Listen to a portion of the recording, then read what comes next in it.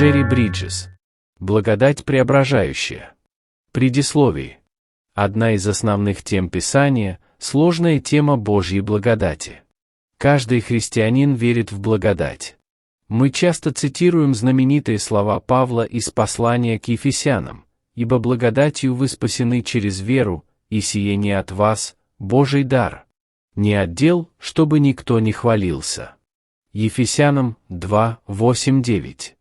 Говорят, что гимн Джона Ньютона «Поразительная благодать» Amazing Grace так и остался в Соединенных Штатах самым любимым во все времена церковным гимном.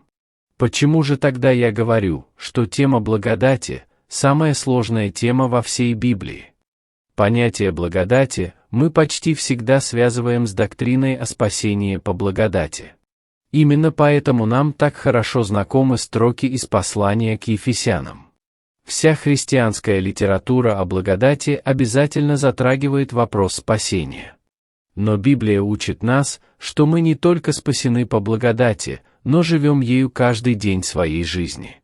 Этот аспект благодати очень важен, но христиане его плохо понимают и мало используют.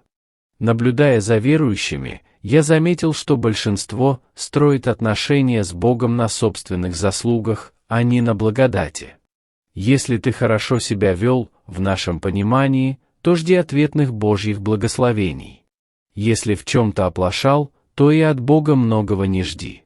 В этом смысле мы живем делами, а не благодатью. Спасшись по благодати, мы стараемся жить собственными трудами, от которых пот выступает на лбу. Более того, мы постоянно заставляем себя и других делать все больше и больше. Создается впечатление, что мы верим, будто успехи в христианской жизни, определение успеху мы уже даем сами, зависят от того, насколько мы упорны, целеустремлены, энергичны, конечно, и Бог нам немного помогает. Мы лишь на словах соглашаемся с апостолом Павлом, сказавшим: «Но благодатью Божию есмь то, что есмь». 1 Коринфянам 15:10. Наш тайный девиз – Бог помогает тем, кто сам себе помогает. Но как же радостно и вольно дышится, если понимаешь, мои отношения с Богом строятся не на моих, а на Христовых заслугах. Это ощущение не должно покидать нас, об этой истине нужно вспоминать каждый день, вот тема этой книги. Важнейшие темы Писания я обычно изучаю методом томления, то есть используя самый медленный метод приготовления продукта. В течение нескольких месяцев или лет я оставляю тему медленно томиться где-нибудь в уголках разума. Так было и с темой Божьей благодати. Она томилась во мне более 10 лет.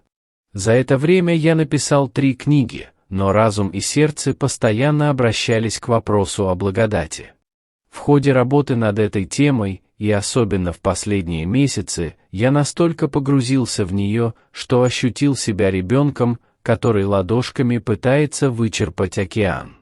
Насколько безгранична и огромна Божья благодать. Надеюсь, мне хоть немного удалось отразить это ощущение в книге, чтобы вы прониклись мыслью о богатствах Божьей благодати, дарованной нам через Иисуса Христа.